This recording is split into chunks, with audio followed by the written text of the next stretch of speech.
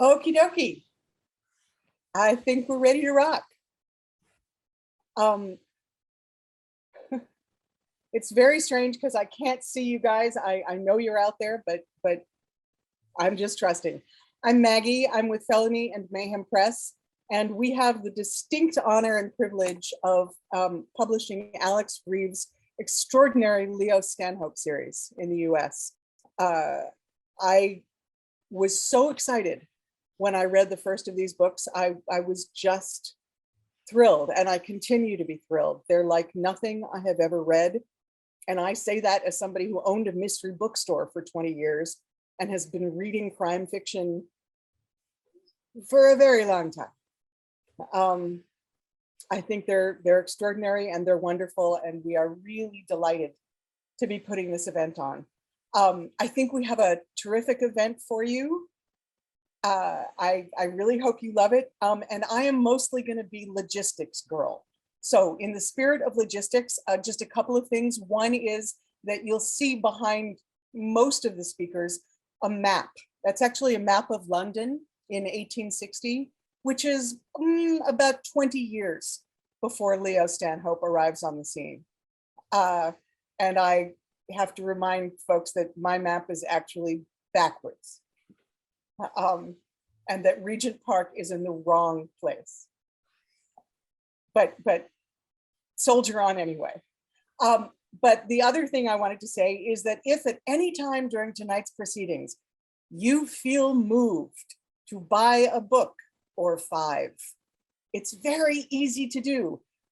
You will see in chat that we are going to be posting and reposting and reposting links where you can buy the book either from Felony and Mayhem or from our partner, the Bureau of General Services Queer Division, which is the bookstore associated, that's Greg, he's waving, which is the bookstore associated with the LGBTQ Center in Manhattan. And we are delighted to be partnering with them on this event. There are some great discounts at both of those sites. Buy early, buy often, Christmas is coming and books make the best presents. Without any further ado, I'm going to hand you off to the lovely and talented Fiona Dawson. Thank you so much, Maggie. Good evening, everybody. Yay, give it up for Maggie. Thank you. It's my honor to be your MC for this evening, for this event. My name is Fiona Dawson, Fiona like the princess, Dawson like Dawson's Creek. My pronouns are she, her. And I would first like to debunk my accent because I know I sound like I'm British and it might feel like we've got a British invasion tonight with both me and Alex. However, I did grow up in the UK, but I left in 1998 and I ended up in Houston, Texas in 2000. So I now currently live in Austin. I did have like about 8 years living in New York as well. So I kind of get around a bit. But I have been working and living in America now for about 21 years. So forget the accent. I'll try and put my drawl on instead. However, I am a filmmaker and I am co-director of a feature documentary called Transmilitary. That shares stories of active duty trans service members in the US military. And that is how I met dear Blake here, Blake Dreeman. And I think it's one of the reasons why I was asked to MC this event, because I'm also cisgender, which means I'm not transgender. I am bisexual, so I'm part of the LGBTQ community, but I'm somebody who has shared stories of trans individuals as well. And I have a passion for books and film. And so it's just a delight to be able to act as your MC this evening. So I'm going to give you a quick run of show. In a moment, I am going to introduce you to Alex, and who will be interviewed by Blake. So Alex Reeve, good up for Alex, is author of the Leo Stanhope mysteries. Yay! Hey, Alex. And of course, I have a copy of both here. Oh, you can't see with my green screen. Okay, I have both books right here, and they can like disappear in and out of London. It's great. So we have Half Moon Street here, and we have the Anarchist Club here, and the stories about a young trans man who solves crime in the 19th century of London, as Maggie just said. So Alex lives in Buckinghamshire with his wife and his 2 sons, and he is a university lecturer. So it is a pleasure to meet Alex, and he's going to tell you a little bit more about the opening of the Anarchist Club and the second of Leo's, which is the second of Leo's adventures. After Alex, we are then going to hear from Ash Parmigiano, who is the star of Emmerdale. Now, if anybody follows British soap operas, Emmerdale is huge. Like, Emmerdale started in 1972. And I was born in 1977. So I grew up with Emmerdale, like everybody knows Emmerdale. And so Ash is a star of that soap opera, which is enormously popular. And Ash was actually the first transgender character and first trans actor to play on Emmerdale. So he's a bit of a big deal. So we have Ash reading from the Half Moon Street. So we're delighted to hear that. After Ash, we will come back to Alex, who will be interviewed by Blake Dreeman here. And Blake is president, or past president actually now, I believe. I think you served your time, didn't you? You're in Sparta. So Blake volunteered for an organization called Sparta for many years. That's how we met. Sparta is an advocacy organization for transgender service members in the US military. And Blake is active duty in the US Navy. Blake, I've forgotten your current title because you keep getting promoted. And I think you had another promotion this year, didn't you? What's your title right now? Commander. You're a commander. He's a commander in the US Navy. Again, another big deal. And so Blake is going to be interviewing Alex. And after the interview, we are going to come back for Q&A. And so throughout the entire proceedings, if you have any questions, please drop them in the Q&A. So Maggie and I are going to be monitoring that. And we will be on the lookout. So after the interview, we'll be able to come back and address any of your outstanding questions. And then, of course, we're also going to hear from Greg at the end as well. Hey, Greg, yay. Great to meet you too. So that is our proceedings for this evening. We intend for the event to finish no longer than 8:30. We're not going to keep you up all night. So do make sure that you have your favorite beverage with you.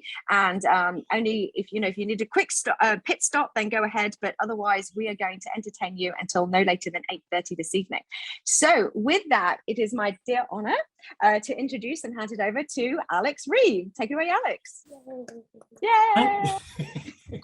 Thanks, Fiona. That's great. It's such an honor to be here. I'm so delighted to be here. I'm actually here in the UK. It's midnight here and I've had a lot of caffeine, so I should be fine and excitable. And I'll tell you a little bit about Leo Stanhope and these novels, and a little bit about his life and how he lives, I guess. So these novels, the first of these novels is set in 1882 in London. So it's the Victorian era. In central London, and Leo is the assistant at the opening of these books he's the assistant to a surgeon of the dead. So the surgeon of the dead is basically somebody who cuts open the dead bodies and finds out how they were killed, and Leo is the assistant. Later he changes jobs a couple of times, but that's how it opens. Leo lives above a pharmacy with his landlord, Alfie, and Alfie's daughter, Constance, of 11, who you'll meet in the reading in a minute. Leo loves to play chess, a big chess fan with his friend Jacob. And through the course of the novel, he also becomes friends with a very important character in these novels called Rosie Flowers. And Rosie is kind of his friend, and she probably wouldn't like the term sidekick, but I guess there's a little bit of that in it as well. Quite often she's much smarter than he is, so it's not really quite like that. And they're attempting to sort of live their lives, but a crime occurs, of course, because it's a crime novel, and he is asked to solve it. The thing with Leo is he is living his life, but he also harbors a secret. And the secret is that he was not born Leo Stanhope, he was born Lottie Pritchard, the child of a vicar in a small town north of London, with a small, rather protected and safe upbringing. And he ran away from home at the age of 15 to become Leo and live his life as he chooses to lead it. And he's now 27, so he changed a long time ago and became Leo, and he's now very much established as Leo as these novels start. And that's it. That's the setup, really. And what I think is best to do is rather hear from the novel. So the wonderful Ash Palmsciano doing a reading from the very early part of Half Moon Street.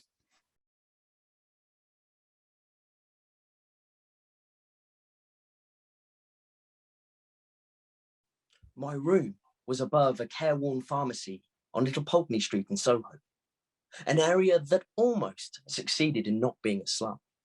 It was run by Alfie Smith, an ex-army man and widower. and his daughter of 11, Constance, a sharp-eyed little thing, all skin and bone and too clever by half. The shop was empty but for Constance, spinning on her stool, pushing off on the counter with her hands and then brushing the dusty carboys of coloured water with her feet, leaving glossy trails on the glass.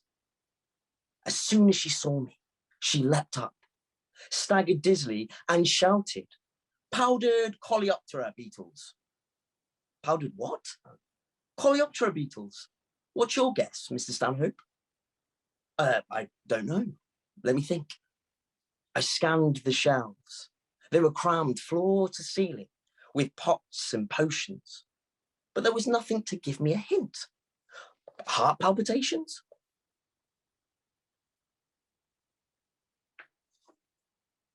Wrong. She bounced up and down on her toes, grinning impishly. Do you surrender? No, I still have 2 more guesses. I narrowed my eyes at her, but she was unmoved. Could it be skin rash? No, it doesn't count. It wasn't a proper guess. Yes, it was. 1 left. 1? You're an inconsiderate girl. Some people have more respect for their elders. Some people are generous to give clues.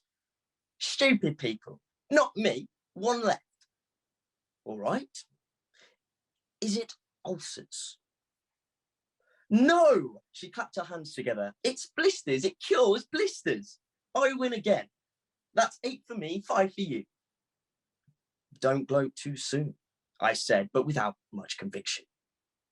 By my reckoning, I would very soon owe her a cream pastry of her choice from the French tea shop on Regent Street. I had won the first 4 straight while she was working from her own knowledge, especially as she leaned towards the more morbid and infamous, like phosphorus, which cures bellyaches but also destroys the bones, and arsenic, which aids sufferers with malaria but also a deadly poison. The pharmacy stocked both, and I guessed them easily. But then she started consulting her father's pharmaceutical books and for obscure remedies, and soon overtook me. Powdered beetles, good grief. I climbed the stairs thinking I would have to go to the laundry on Saturday morning. If I'd won, she would have had to wash all my shirts, which seemed a decent wager when I made it. My little room overlooked the yard. I had a chair by the window so I could read in the light, a wooden bed with a sunken mattress, a chest of drawers, sporting an almost complete Staunton chess set, the White Queen having long since been disposed by her jealous subjects and replaced by a wine cork in a satirical act of rebellion, and a too large mahogany wardrobe that had been adored by Alfie's late wife, but he couldn't bear to look at it anymore. I hung up my jacket and bowler hat and tossed my shirt in the bottom of the wardrobe. This was the part of my day I hated the most, peeling off the 2 yards of bandage that was wrapped around my chest. The material was spotted with old bloodstains where it had rubbed against my skin under my arms. Every day, I tried to find a clean part of fabric, and every day, 2 new stains formed. My Silis, I called it, after the horsehair shirts monks wore as a penance for their sins. Although it seemed to me I wasn't the sinner, but the victim of God's cruel trick. And he should wear the dratted thing instead of me. That man, today, the corpse, Jack Flowers, probably woke up yesterday morning, got dressed, and went out to work, or to look for work, and in the evening drank himself into a stupor, never once having to consider his body, its hair, its skin, the size of its nose and the thickness of its fingers. He had no idea how fortunate he was. No such luxury for me. I had to think about my body all the time. I dabbed myself with balm and winced at the sting of it, and then lay back on my bed, savouring the coolness. The goose flesh was worth it. After 10 minutes of bliss, I dug out another Silis from the drawer and bound myself up, flattening my breasts from their God-given shape. Wearing only my underclothes, I was boyishly spare, lacking any noticeable contours. When I closed my eyes, I could sense the way I should have been, the breadth of my shoulders, the length of my feet, the heft of my thighs, the weight of the thing hanging down between my legs. But when I opened them again, I was still the same. A childstick drawing of a man, absent shape, absent strength, absent the very parts of a man that make him a man. I pulled on my trousers, setting the roll of cloth I'd sewn into the crotch in place. I'd grown used to it there, the bulge as I sat down, the pressure of it against my thigh. In my early days, I hadn't known how to position it, having almost no experience of the male physique. I'd seen my older brother Oliver, naked, just once as a boy, bursting in on him in the bath, standing in the doorway, transfixed by the little fish swinging between his legs. I knew they got bigger as boys became men, but I didn't know how big. So I experimented with the length and breadth of the roll of cloth, resulting in some strange looks from passers-by and one offer of temporary employment from an unsavory photographer. I had rushed home, and now I realized I was early. There was nothing to do but wait. Finally, the hour struck 7, and it was time to leave the house. As I was opening the back door, I heard Constance call out, "Are you going to learn some more remedies, Mr. Stanhope?" "No, Miss Smith. I'm going to play chess, a game that I can win at."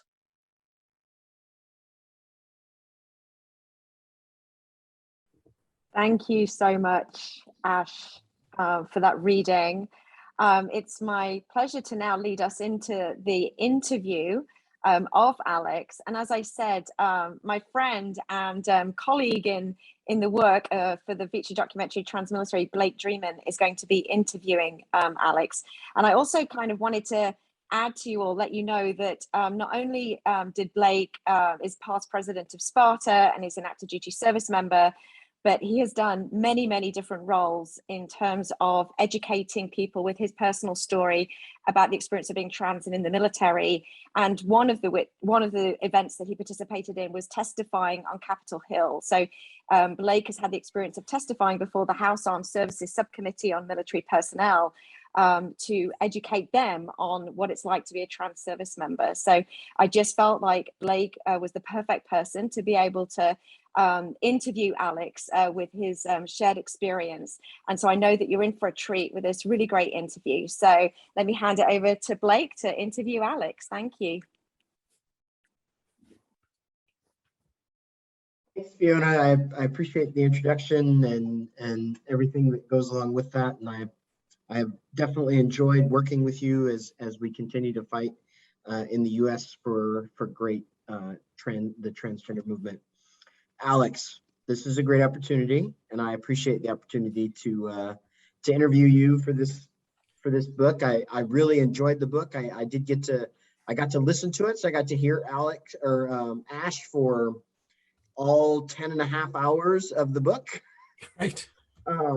He actually accompanied me on my 10-hour 40-mile training run a few weeks ago, so it was perfect. I got to listen to it from start to finish. So let's go ahead and start this Wow. and get the elephant out of the room. So this book involves a trans man, but you yourself aren't a trans person. So what made you think to come to write a series about a transgender character? Well, firstly, thank you, and it's a real honor to meet you and talk to you as well. And yeah, a transgender character. I'm not trans. I am he, him in terms of pronouns, and a cis guy. And yeah, what sort of brought me to this point? And I think the first thing to say is, you know, I'm a complete ally, and I sort of care very much about this subject. And I guess I know quite a few people who are trans, and so, you know, to some extent, it's an act of empathy in that respect. But you know, it really started in the sense of deciding thinking that what I needed to do was include a trans character in the book, not about you know, the book not be about becoming trans. That wasn't what I wanted to do. That's not, I could not possibly tell that story. And not really a book about being trans. I just wanted to include a trans character. And to start with, I included a character actually with a different name as a like a lesser character. You know, it was just like he happens to be trans, but you know, that's not really the point. It's just, he's just one person, because trans people really did exist in Victorian times. And then it was like trying to have a toddler in the room and ignoring them. You know, he was like, he just wanted the attention all the time. I was trying to write this story with this character not being the main character, but he just grabbed all the attention. And I realized really that in the end, the story I really wanted to tell did center on that character. And that was a realization for me, and also, of course, a problem because of cultural appropriation and all of the other issues around that. But the truth is, there were no, I mean, Victorian novels don't include trans characters, even though we know there were trans people. So I just looked at that and I thought, look, why don't I give this a go? So I gave it a go, and then I showed it to some trans people and said, you know, what do you think? In particular, a group who are members, or in fact leaders of something called the Beaumont Society in the UK. It's a charity that's there to support trans people, and it's very much a one-to-one sort of individual charity that works with individuals and helps them as they go through changes. And they read it and they basically said, no, we really like this, we think you should go with it. I mean, they had a couple of suggestions, but it was all very supportive. And so I put it out there, and there we are. And I still don't know if I have the right to tell the story really, but I do know that I've enjoyed doing it, and a lot of people have been incredibly supportive, and virtually everybody, you know, in the community has just been really happy with it. So I guess it's okay. And that would have been, that's going to be my next question is do you think you have the right to tell the story? Because I know I don't have a problem with it, because I think you represented it well. And I think that you went about it the right way, and just what you talked about in consulting with other trans folks, and in a sense using your privilege of being able to write the story. So that's how I view it. But how do you view it as far as how you have the right to tell the story? Yeah, I think on one level, probably not. I think if it were a story set in the modern day, particularly if it's a story about transitioning, or a story about sort of psychological issues in the modern day environment and challenges of that, I think that would definitely, I would definitely not suggest anyone who hadn't lived through that would do that. But I think setting it in the past, setting about someone who is very much already transitioned, in their mind, there's never any doubt they're not going through psychological difficulties because of that. It's just, this is their life. And I think there is also a point where, you know, I would probably say, okay, now I'm going to, you know, leave the stage, as it were, and hopefully, you know, other folks in the community who want to write crime stories can write great crime stories, and I'll look forward to reading those. So I don't know the answer to the question of do I have the right or not, and I think that's subjective and depends on the individual. But on the other hand, of course, if I only write stories about, you know, middle-class, white, cis, educated blokes, then, you know, my life's actually quite boring. I mean, you know, people who think authors' lives are glamorous, you know, most of the time we sit on our own in a room typing. I mean, it's not at all glamorous. So if I'm going to just write stories about my experiences in my life, believe me, it's going to consist of a rather dull person drinking a lot of tea. And I don't think that's going to help anyone. So yeah, so there's that too. But I think it just comes down to the individual to make these decisions, and hopefully they make good ones. Thanks for that. So one of the things that you mentioned in the intro was, you know, sometimes we think of transgender people being a 20th century or a 21st century thing, and I think I realized that that's really a visibility thing. So how do we know that trans people existed in the Victorian era? Yeah, yeah, I think you're absolutely right. A lot of what I hear from people on this, and people who read the book even, are like, well, you've made up this character, but obviously that wasn't a thing then, you know, it's only become a thing more recently. That's completely not true. We know for an absolute fact that there were trans people in the Victorian era, and we know it in rather unfortunately in two ways. One is that they get arrested, and in fact being trans in the Victorian era wasn't actually strictly illegal in the UK. It was illegal in parts of the US. San Francisco, 1863, passed an ordinance to say that you could only wear the clothes of the gender you were assigned at birth. But in the UK, well, it actually wasn't strictly illegal. You actually got arrested for something else. You got arrested for being homosexual at that time, or something else that they made up. But you know, they always found a way. But it's strictly speaking, there was no law against it, but they would find a way. So people got arrested, and we can read the court transcripts of what they said and what happened, and that's very clear. The other rather sad way that we know this is obituaries.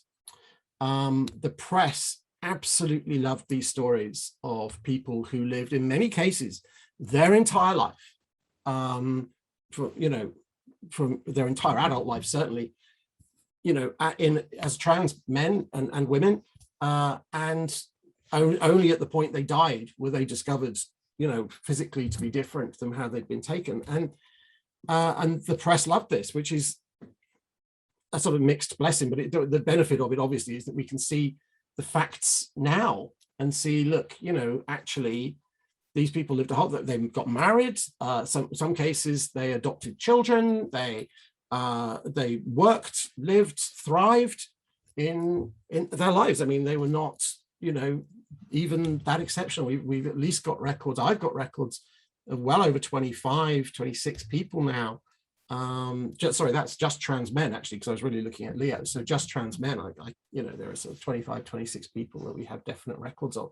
So you can imagine that if there's that many people we definitely know about, just how many people that we don't know about that just lived their lives happily and never got publicized. So, we definitely know that those people did exist. It's just they didn't exist in the denial of the Victorian period. They just didn't want to acknowledge it. So you can't read about trans people in Dickens or George Eliot.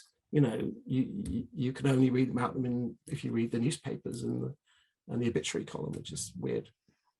So this brings up an interesting question. So in reading all the articles that you did your research on, did you see where, similar to the media that we have today, did they have a tendency to suddenly misgender the person while they were doing it, while they were reporting on these folks, or did they use the pronouns that they were using? Yeah, it's weird. It's really weird when you read them, because actually they seem unable to make up their mind. They very often change their pronoun halfway through the article. Literally, they just seem to swap back and forth. One of the articles consistently correctly genders the person as a trans man, correctly genders them right the way through the article, but then right at the end say, it's amazing that a woman was able to do this. And you look at it and you think, well, that's kind of weird, because you're kind of condescending to women on the basis of like, well, how could they have a proper job and think like humans? There was that whole thing going on. And then on the other hand, you've also got, but make up your mind. It's really strange. A lot of them do that. Some of the court cases are also hilarious, because some of them are awful, and the person gets condemned as being essentially gay, and the punishments for being gay were terrible. I mean, it's life imprisonment, a minimum of 10 years, or life imprisonment, most commonly life imprisonment, if you could be demonstrated to have behaved in a gay way. And so in some cases they're awful, and then in some cases they seem to just slap them on the wrist and let them off with a sort of 10 shilling fine, with almost a sense of humor about it. So it's like, oh, well, you've obviously had a lark, but go about your business. And it's very strange. There's not much consistency in how they were treated. There's not, it's a high risk life in those days, very high risk, but on occasions they just got away with it. And that's quite interesting to see as well, that it wasn't consistent at all. Yeah. So that brings up another question in regards to the severity of punishments, right?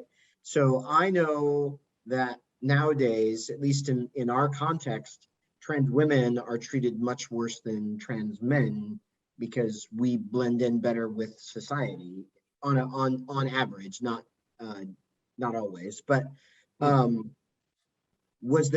did you see any big difference between how, and I know as a white cis or white trans guy, I don't have near the issues that a trans woman of color would have in my life, or the level of discrimination, right?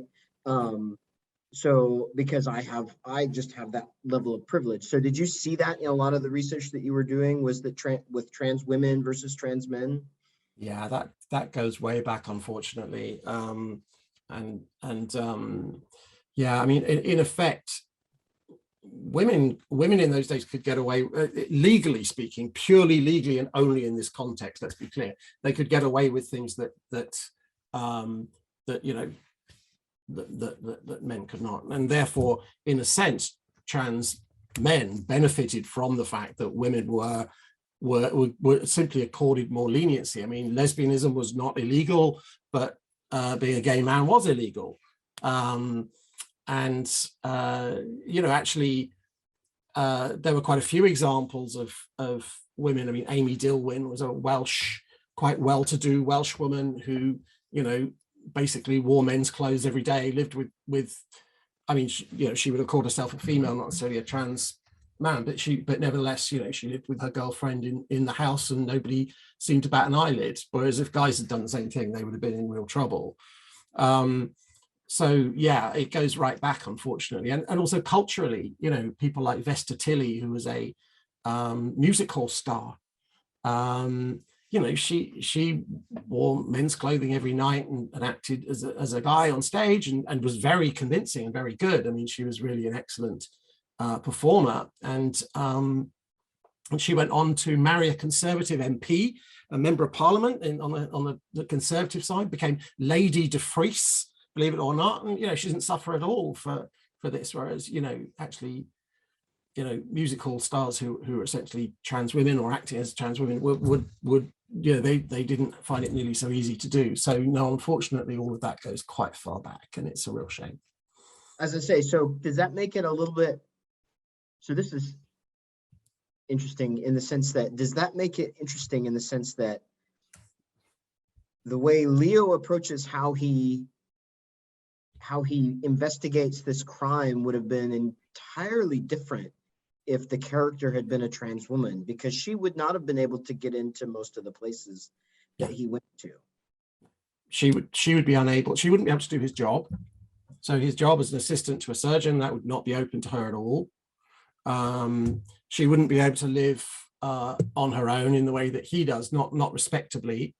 So she would have been considered, women essentially had the position of angel or fallen woman. Those were your options. So, you know, you either had to live a pure life that was considered, you know, above reproach, or, you know, if you fell from that standard, then you were dirt. You know, that was pretty much there was no greater point, I think, in history where the role of men and the role of women had greater distance between them. So, you know, if he'd been a trans woman, he would have, you know, if the character had been a trans woman instead, she simply wouldn't have got access to the places that Leo is able to go, and she wouldn't have been able to do that job. And it would have been a very different book, because she would not only have to struggle against, you know, the issues of being trans, but also the issue of being female in a very, very sexist environment. And I think for me as well, I think as a writer, the thing about Leo is because he's a guy, and I'm a guy, so I know how guys are treated, and 98% of the book is him as a guy going about his life, you know, and so I can relate to that. Whereas if I were trying to write about a trans woman, I would be centering all my narrative as a first-person narrative, not only on being trans, but also on being female. And I think that would be beyond me. A better writer possibly, but I don't think that would be me. No, I totally get that. So what, out of all the things that you researched, what was like the most surprising thing that you came across? I do such a lot of research, and it is a joy and a pleasure to do. What's the most surprising thing? Gosh, I really enjoyed reading about things like how the Underground Railway in London was built and things like that. That was fascinating, and I really loved all of that stuff because it was built in such a weird way. You know, most of it's not tunnels at all. It's actually just trenches that they then covered up. So it's all quite strange how it was designed. They just basically tore a hole straight through the center of London and then covered it over the top. I mean, they were quite brutal in those days with how they did this stuff.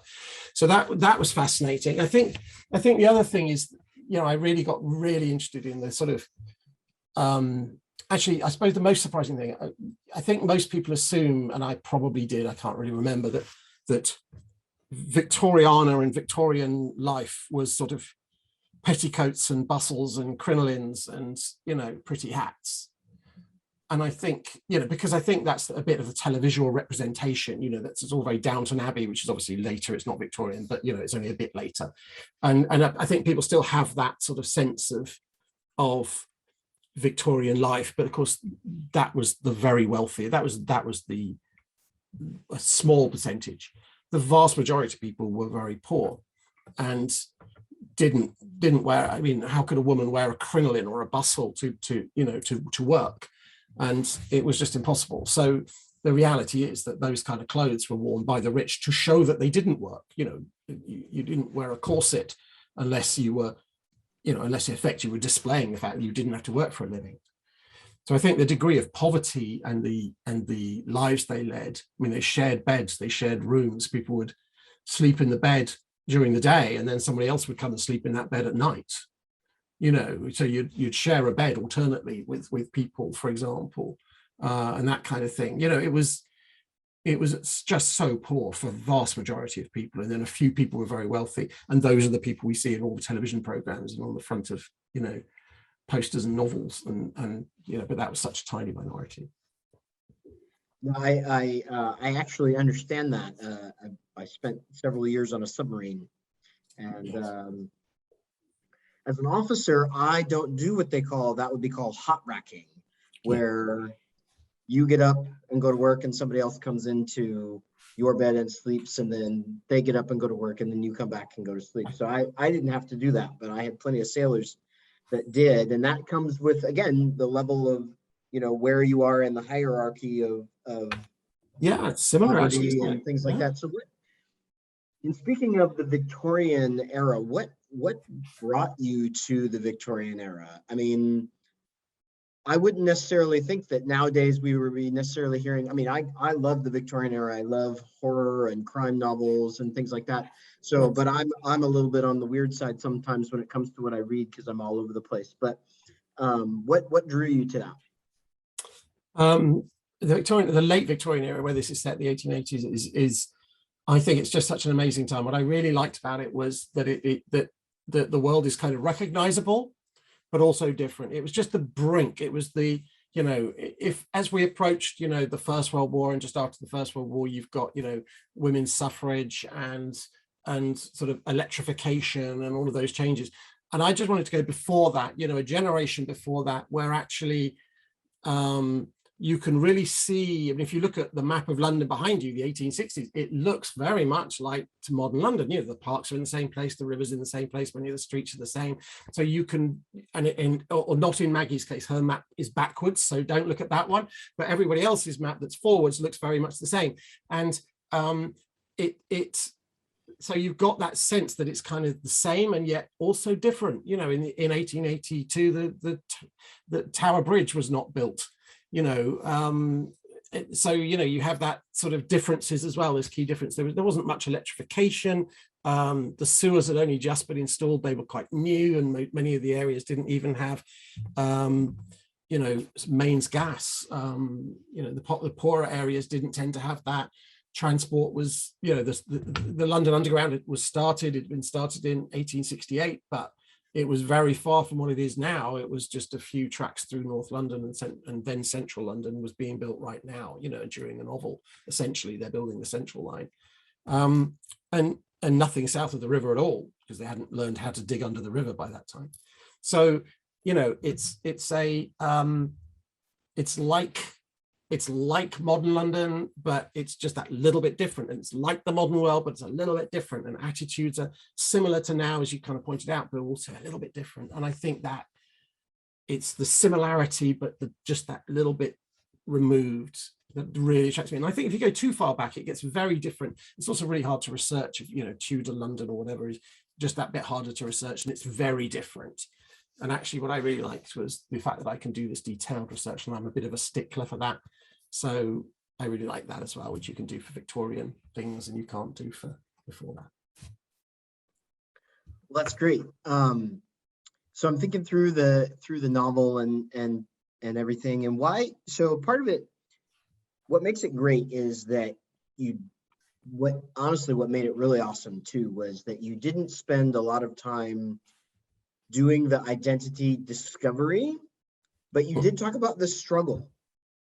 And how did the folks that you talked to and that you interviewed in regards to coming to that, how did they view that? Because that to me is part of what makes this novel great, is that we were able to decide that he's trans, and we talk about the things that he has to deal with that he's trans, but we don't have to get to that. We don't spend 3/4 of the book getting there.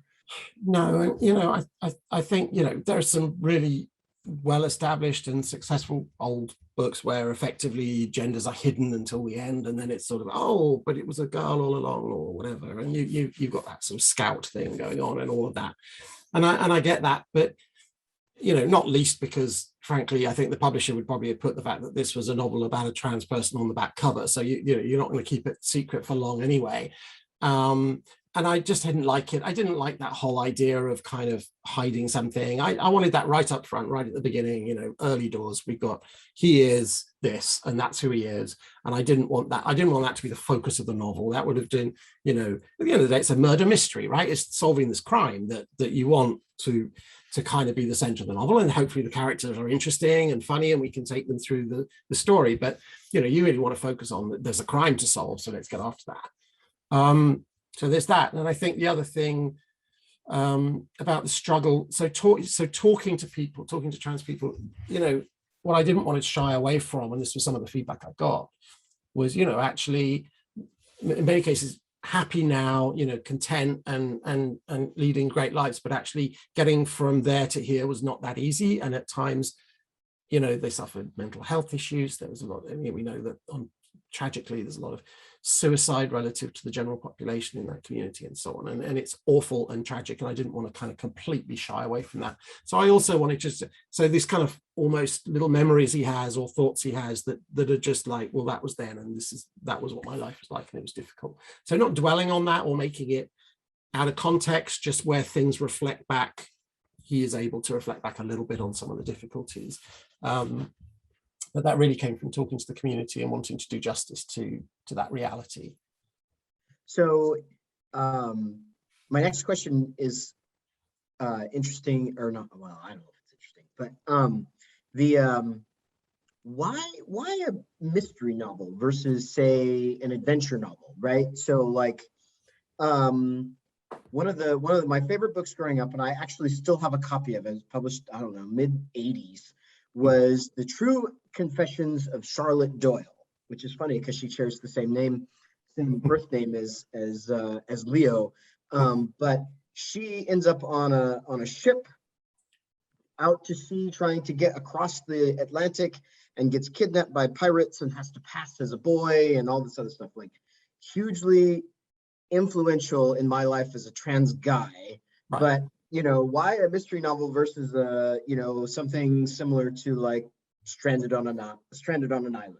I don't know, like Treasure Island. I'm thinking like that would be where making the kid in Treasure Island the trans guy, right?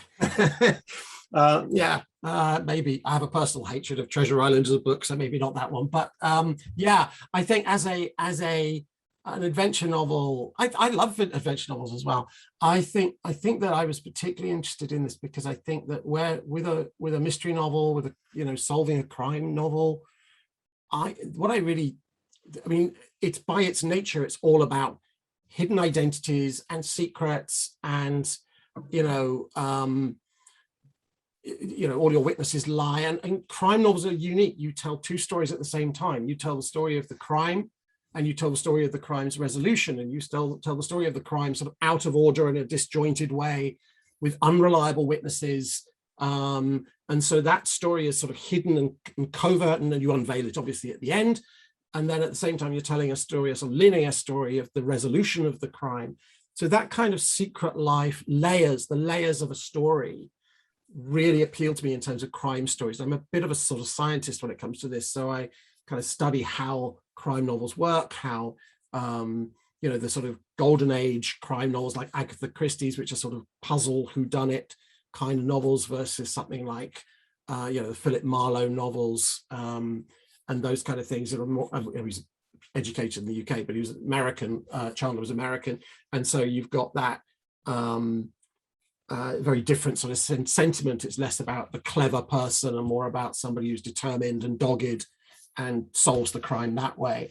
So I really love all that layering and that detail of character and how character interacts with clues and crimes, and it just seems so appropriate to a trans character to have that. But I will also say that I was writing a crime novel even when Leo's forebear was a very minor character, so whether that's the reason or just how it's ended up, I'm not sure. Yeah, no, actually that works really well, because we get the crime, like the story of the crime, we get the story of the solving the crime, and then we also get the kind of the layering of Leo's story throughout the novel to kind of get the background on how each aspect of the crime would bring about portions of his story. So that's really great, really great segue into that. Yeah, thank you.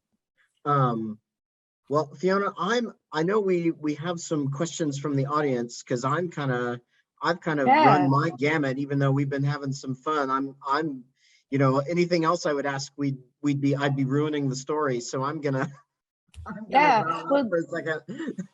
we have some really great questions that have come in, so I'll go ahead and pose them, and then Blake, if you feel like if you want to jump in as well and piggyback off any of these questions, if they get you thinking of new ideas, then please dive in. But I think I'm going to start, Alex, with this one from Marion, and their question is, in London at that time, were there places Leo could go to meet other trans people? So was that something that you considered? Like, was there a place to go hang out and trans people gathered? Actually, strangely, yes, there were. Leo doesn't go to those places, partly because he's a shy person, and I don't think he necessarily interprets himself in quite that way. Those places actually were, in all honesty, were probably more common for trans women anyway. Yeah. So I'm not sure a trans man would have been that comfortable in those places. But there were places called molly houses, which are generally, you know, and mostly were connected to the gay community rather than necessarily the trans community. But of course, they didn't have those differentials at that time. They didn't have those terminologies. None of these words existed. They didn't necessarily think of themselves in those ways anyway.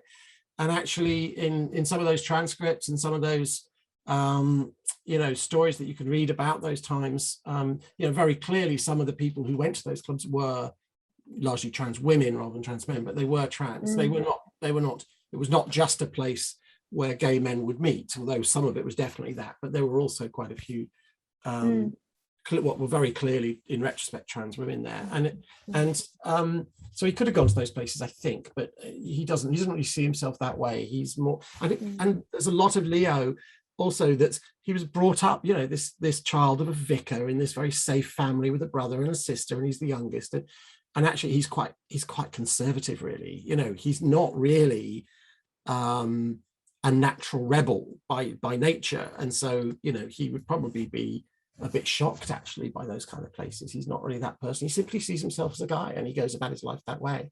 Yeah, as part of sorry, go ahead, Blake.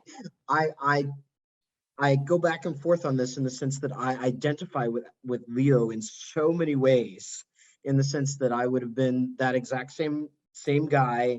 I grew up as a you know, in the church, doing my thing. I don't enjoy going to necessarily big trans gatherings or, you know, doing those things. I'm a little bit on the inexperienced side, so things can still shock me. So, you know, I totally understand where Leo is coming from when he talks about some of the places that he would be shy about going, and I would definitely enjoy going to chess club every week. So, you know, I'm just it's just one of those things where I constantly feel like as a trans guy, listening to these stories, this really, I mean, now there is some heavy stuff in the novels, but at the same time, you know, kind of a mid-teenager level trans guy coming into his own, this really would be a great novel for them to read, just to see where, to identify with a character that is exactly, like someone who grew up in the Midwest and is trying to figure out where they belong in life. Well, So, like, it really means a lot that you said that. Thank you. I'm really, you were able to put this character on paper. I really do. And I really wanted to say that because, even with everything that's been going on, that character is just like such a good representation of what a trans guy would be a trans guy like me would be doing. So for me personally, it was a great read. So I just wanted to throw that out there. that means an enormous amount. Thank you so much for saying that. That's very touching indeed. I'm going to cry. Yay, Alex. Part of your last, let's have a moment. I can understand, I can relate to the validation, right? Because as a cis person, when you're making stories about trans individuals and you're not trans, like knowing that you are relating is really touching, and knowing that you're on the right track. I know it's very important for us as creators to hear that, right? It is, and that's the thing, isn't it? That and all the stuff we're talking about earlier about what you've got the right to tell a story and so on, and all you hope is that for someone, it's relatable, and everyone's experience is different. Every human is different, and for some people it's going to be very different. But to hear from someone that says that actually this kind of could reflect something about me and people like me is just incredibly lovely and important and validating, and gives it all meaning. And we spend our lives as creators on our own trying to sort of create a world, and often spend hours on 2 sentences, and it's to try to just bring something to life that would otherwise not be there. And it just means such a lot when somebody says, actually, you did okay. Thank you. The next question I'm going to ask you actually comes from part of the answer that you were just giving to the previous question about language. We know how important language and terminology is. And Sheila has asked what sort of words and phrases were used in the Victorian era to describe people who we would now call trans, and how do those terms reflect that era? Almost nothing good is the answer to that. So there were a lot of names. So in the press, the 2 most common phrases in the press were man, woman, hyphenated, man, woman, or female husband was another common one. Wow. Considered a female husband, that was another common term, which is very strange, sort of almost giving them, it gives people almost a right of coexistence. Calling them a female husband, it kind of almost validates a choice, and yet, because they're giving them some kind of right to that relationship, and yet usually it came as a very critical sort of terminology. So those kind of terms in the press. In science community, sexual inversion, Havelock Ellis, the sexologist, called it sexual inversion, or aeonism was another word, after, believe it or not, the Chevalier d'Aon, who was a French 18th century trans person. So those phrases, and then in common usage in slang, it was fairly awful. Very often women's names, any kind of transgression in gender terms by someone who was assigned male at birth. It was Molly, Marianne, names like that often began with M for some reason. I don't know why they picked names that began with M, that were women's names. So just it was very strange, because actually a gay man who was not trans, just a gay man, would be called a woman's name, despite the fact that they were clearly a male. So any kind of weakness or in some way falling below some arbitrary standard of masculinity, was accorded you the lesser status of female, which says a lot about the time, I think. Yeah. So lots of very horrible words, some scientific words, the press kind of mealy-mouthed, and words like transgender, words that we'd use now, like trans asterisk or trans star, and those kind of umbrella terms just simply didn't exist. I mean, that whole lexicon was non-existent. So they wouldn't have necessarily even had a sort of an understanding of themselves in terms of lexicon. Because would you say this era is around like the heart of colonization? And so pre-colonization, there were multiple genders that were known to exist, like were acknowledged and recognized throughout the world, right? And so then colonization comes in and puts in this framework of like, you've got men, women, everyone's straight, done. 100%. Yeah. Yeah. So I think. Sorry. No, please go ahead. Yeah. I think you're absolutely right. And what happened effectively was several things happened at once. So on the one hand, you've got the French Revolution at the end of the 18th century, which terrified the British Empire. Effectively, they feared that that effectively it would leak over to the UK, and that therefore there'd be an uprising and they'd all essentially be deposed and their heads chopped off.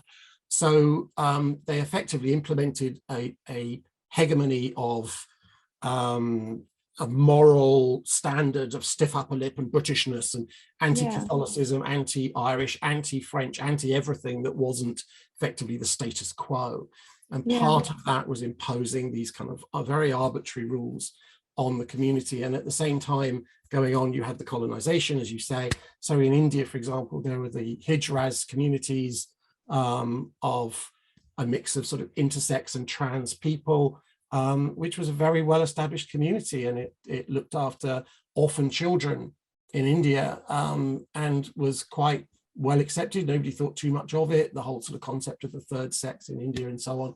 And of course, the British governments didn't like that, and in 1857 passed a law in India that basically essentially outlawed that community and dictated that it shouldn't exist. Wow. And so, you know, they didn't only impose this sort of thing in, they were more than willing in India to impose very, very harsh laws directly opposing being trans. I mean, it was just literally that direct. But in the UK, they really shied away from doing that and just kept it very indirect. And I think it's because they would have had to debate it in Parliament. And they didn't want to debate about trans issues in Parliament, because then it gets written up by the press and you never know, the public might not be as supportive as they would hope. So they kept it very indirect in the UK. But in India, they were very direct and harsh and basically locked people up for you know, frankly, nothing, and accused them of all sorts of horrid things that would, with very little evidence. We know now roughly around 1 in 100 people born are intersex, and so basically 1 in 100 people don't fall neatly into 100% male, 100% female bucket. And of course, I'm sure that that prevalence of intersex individuals was probably the same. You know, it's not going to increase over time necessarily. So what about intersex individuals? Has that come up in your research? And also non-binary, so non-binary people, I mean, I already realized, you know, we just talked about, you know, different genders, but specifically in the Victorian era, did intersex and non-binary come up? So non-binary comes up, but not in the UK. So in some of those colonies in India and elsewhere in South Asia, and certainly in some South American countries that were not invaded by the UK but by Spain or Portugal, there were quite a few sort of what you call non-binary or third sex, or just didn't accept themselves as male and female. The Hijras, being an example, in India didn't accept themselves as male or female. They considered themselves to be a third option.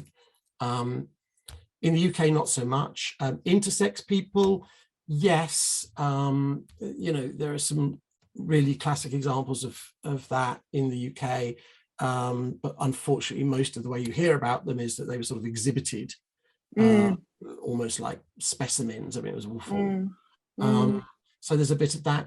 You know, at one point there was the idea that James Barry, who's probably perhaps the most famous trans man in the UK Victorian era, who rose to become a quite senior surgeon in the British Army, that there were sort of people talking about him as being intersex, but actually there's really no evidence that he was at all. It's pure assumption, and actually even people sort of assuming that he was intersex, because surely no woman could do that. I mean, even now, you know, Edinburgh University have a plaque on the wall commending James Barry as the first female surgeon, but you know, he was blatantly a trans man. I mean, he you know, it's not really feasible. But even there, people said, oh, well, maybe he's intersex, because I just don't think they could believe that it could be any other way. There's no evidence for it at all. Yeah, yeah. So, you get a lot of... Alex, so speaking of James Barry and going with that thread just a little bit, with Leo especially, and I know the answer to this because I've read the novel, but does anyone know Leo's secret? Does he feel that, at what point in various relationships do you think that it's okay for them in that time period to have taken the step to let someone know that secret? Yeah, I mean, James Barry specifically, there's not much evidence that anyone knew. He didn't marry, he didn't have too many intimate friends. He was quite a difficult person, very good person in many ways. He did a lot of good in as a surgeon. I mean, he was a very good surgeon, clearly, and quite advanced, very progressive surgeon, but also a quite difficult person. So there's no real evidence that anyone knew with him. But of course, some of these folks, not James Barry, but some of the other trans men at that time, they got married, and one presumes their wives must have known, but who knows? With Leo, he never tells anybody. I mean, one of Leo's things is he actually never tells anyone at all. It's only what people who find out. I mean, Jacob just sort of discovered him and realized, and then he had to explain it, and that's how that came out. But Alfie and Constance, for example, at the beginning of the novel, the Ashes reading, we met Alfie and Constance at the beginning of the first novel, and they never know. I mean, he doesn't tell them, and so they're never told. So really, he's one of his things is one of his little hang-ups, I think, is at some point I've got to have to tell them, but he never actually does. So how many people do know then in the end? Gosh, so Jacob, Rosie, and then Jane, his sister. Alex, no, don't give the books Don't give the whole list. Okay. Oh, there you go. I'm giving away the plot. And if you want to know, and who committed the murder, let me tell you. See, that was a question by Elizabeth. So hopefully, Elizabeth, you feel like you've had your question addressed. I've probably got one wrong. Yeah, I want to ask a quick one from Mary, because it kind of related to what we were previously talking about. And then I want to make sure we get to everybody's questions. And I see that we have a hand up as well. So I want to make sure that everyone feels heard. So with Mary's question, did the Victorians draw the distinction we have today between sex and gender? Now, I will say as an advocate, I'm constantly trying to teach people the difference between sex and gender, and I still don't think they get it. But let's answer Mary's question. Did Victorians understand the difference between sex and gender? No. Yeah, really.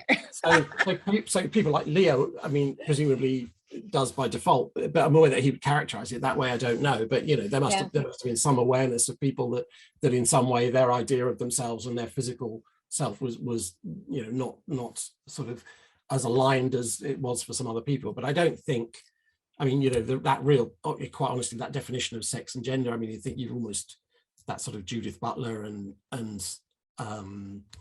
that's a lot more recent in terms of that characterization. Or maybe I'm wrong on that, but right. Sexologists even looking at the sort of German school of sexology, which is probably the most advanced at the end of the 19th century, Kraft Ebing and people like that, they probably didn't characterize it in quite that way, I don't think. Okay, I'm going to drop in the chat to everybody. The word for people who are not who are not transgender is cisgender. So if you ever want to know the difference between the word cisgender and transgender, that link takes you to a 2-minute video that explains everything. So please feel free to save it and share it as much as you'd like. So I think we've got like about 3, maybe 4 questions and 2 hands raised. So we're going to start doing a quick fire round, I think, soon. You have kind of addressed this one, but I want to kind of expand on the question. Like Mary had asked about what attracted you to the Victorian setting, which you've already answered. But also somebody anonymous has asked, why did you find it meaningful to tell stories of trans people in historical settings? So not necessarily just Victorian, but what's the advantage here in the historical setting? Or maybe it's the story they happen to be trans, but. Yeah, and partly that actually, I mean, I would love to put everything as having some kind of great philosophy that I'd thought through in depth from beginning to end, but I think sometimes I really like historical novels, and so you think, oh, I'll write a historical novel, and then what will I do with it? And it's not like everything is sort of intricately planned around a set of sort of specific philosophies, but I do think that taking Leo out of the modern context and a modern context of surgery or hormone therapy or anything else, and putting him into a context where he doesn't have those things and he doesn't have those choices, and am I really qualified to tell the story of a trans person in the modern era? I'm definitely not. I mean, if I'm doubtful about it in the historical era, I'm definitely not in the modern era. And so to some extent I think it's just love of that era, and to some extent it's just the story I wanted to tell. So. Did you have challenges writing the novels? Yes, like every novelist everywhere. You could write a novel about just basically your own life and things you did, and I still think it would be, at times you would be pulling out your own teeth with frustration and pain. Writing a novel is an idiot's thing, an idea. No one should do it who's sane. But here I am. So what can I say? Okay, well, we had 2 hands raised, but Kevin, I'm not sure how we communicate with those people. So I don't know, Kevin, if you want to help me out there. But in the meantime, ML has said, I'm not aware. Oh, here's ML. Was this ML wanting to ask you a question about the question that you posed, or do we let ML speak now, Kevin? She can talk now. Okay. Hey. Anna? Hey. I was just thinking about that, I don't know, people who love Victorian mystery novels may not be, I don't know, used to this. And did they like this book as much as me? Well, thank you, Anna. It's very nice to meet you, and I'm glad you liked it. And Loved it. And I'm you. going to mute now. Yeah, so you're right that there's definitely a sort of norm of Victorian novels that work in a certain way, and then this is probably slightly different from that. But I think a lot of people read this kind of thing and think, well, it's got a lot of what I like, and then there's something slightly different. And I mean, some people just like reading the same thing essentially in different books over and over again, and some people want something different. And I think this is maybe for the people who want something different. But it's very difficult. You write your book and you hope people like it, and that's what I did. So mostly I think it's interesting because some people are like, I love Victorian novels, so I bought it, and other people are like, I like novels on LGBTQ plus topics, so I bought it, and other people are like, I like mystery novels, so I bought it. So hopefully that Venn diagram of overlapping interests works for it. Mm-hmm. I think, Kevin, did we have somebody else with their hand up? And then I have one more question before we hand back to Maggie. She can unmute herself. Okay. My question? Yeah. Oh, now I have to remember what it was. Okay. Well, actually, I did ask whether there were places where Leo could go to meet other. Does Leo know any other trans people? Does he know gay people? No. So he relates a little anecdote at one point of meeting another trans person very, very briefly, but that is very brief. And yes, he does know other gay people, but not in the first novel. So as the story goes through in the Anarchists Club, the second novel, in fact, he does come across some gay people, and one of them becomes a friend, and in fact, pops up in the future as well. So yeah, he does connect into that community a little bit. Yes, in the second novel. Okay. I have saved Olga's question for the last before I hand back to Maggie, because it has 2 words in it that I do not understand. So can I take a stab at this? Or can I say the question just for hilarity first? I'm really looking forward to this now. Hello from Edinburgh, also caffeine fueled. Are you a plotter or a pantser? Ah, yeah. I can interpret what that means? I can interpret this question. And hello, Olga. So a plotter is someone who comes up with all the ideas for their book ahead of time, writes some kind of synopsis or and then sort of writes that out as they write the novel. A pantser is someone who makes it up as they go along, i.e. by the seat of your pants. That is yes, right. So they're making it up as you go along. Love it. And I know many very successful authors who take both, who take both approaches or another approach altogether. So it's not that one leads to success and the other failure. It is entirely, as far as I can gather, up to the individual. So it's not that one way is best, another way is worst.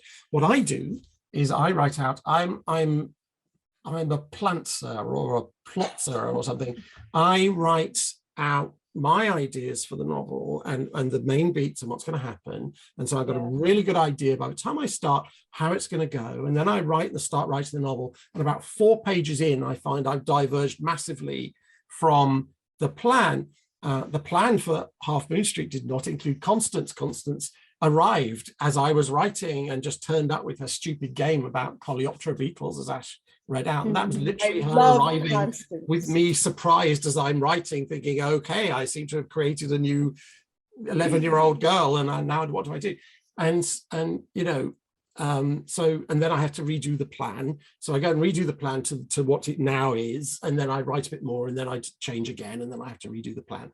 And I get about halfway through, and then I just throw the pan in the bin, and because about that time I sort of got it in my head, and I know who the killer is and how it's going to work and so on. So I'm a bit of each, Olga, but most crime writers you will find are plotters, really, because I think crime writing is so intricate. You change one thing and everything sort of ripples through the story and the clues and the who's where, and suddenly you found that someone's magically moved from place to place and it's too difficult now. So most crime writers are plotters, but I'm a bit of a mix.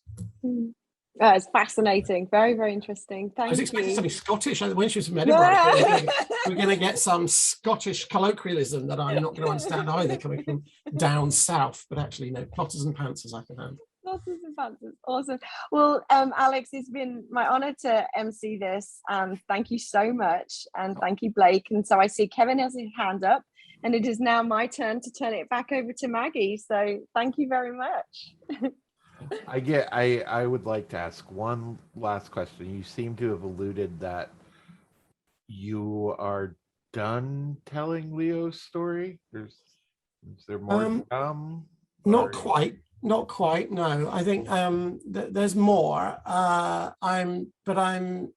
I'm very conscious of the fact. I just think there's a date on it. I'm very, Ian Rankin. I don't know if he sells. Does Ian Rankin sell in the? Thank you, Maggie. She's not in.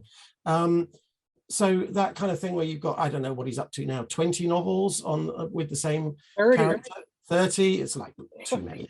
And I don't know what. Firstly, I don't know how you could still be telling stories about the same person at that point. I mean, by that, if this person had really had to go through 30 of those kind of traumatic experiences, they'd probably be in some kind of care home or something. But that aside, I'm really aware of the fact that I am, at the end of the day, a cis guy, and if I'm writing these novels and that opens a door, and I can hand on that privilege, I guess, to other people better qualified, then I really ought to do that. So it's not that I think I'll get bored, although I might do, I guess, but more that I don't want to just have to go on forever and take up the space. I think it's great to start something, and I really would love to see a blossoming of not just trans novels, but LGBTQ plus crime novels in general, Anna Paretsky, and there's lots out there, but let's have more and more and build that out, because there's something for everyone. And it's more a question that I just want to leave the door open for somebody else, and that's what I'm doing. Alex, I think that's the perfect way to put that. I think that the idea of using your privilege as a cis white heterosexual academic to tell the story of trans people, to get the ball rolling, and then to be able to hand it off to someone who can tell the story maybe just a tad better because they happen to have that lived experience, is a great segue into how we can lift voices up to tell their story, and then hand it over. So thank thank you for that. I want to thank everybody who participated in this so much. Alex and Blake especially, I thought your interview was extraordinary and so interesting and so thoughtful. I thought it was just terrific. And Fiona, your energy has just been beyond belief. And attendees, hi y'all. Thank you so much for coming. Again, because I am logistics girl, I'm going to point out that in chat, once again, there are the links to Felony and Mayhem and the Bureau of General Services Queer Division, where you can get great discounts on Alex Reeve's books and some other books that we think you will also enjoy. Support your local tiny book people. We need it. Probably including Olga's as well, by the way. So, and your local tiny authors, yes. And thank you all so much for coming. Thank you. Thank you so much. Greg, Well, sorry, Greg. one last thing. I'm sorry, and then I'm going to turn it back to Alex. We actually did another video of Ash reading a section from the Anarchists Club, which is the second Leo Stanhope book. We decided that video was too long for this event. However, we have posted it on YouTube, and a link to that video is also in chat if you would like. And I recommend it. It's terrific. It's super suspenseful, and it has a great cliffhanger ending. It's terrific. Back to you, Alex.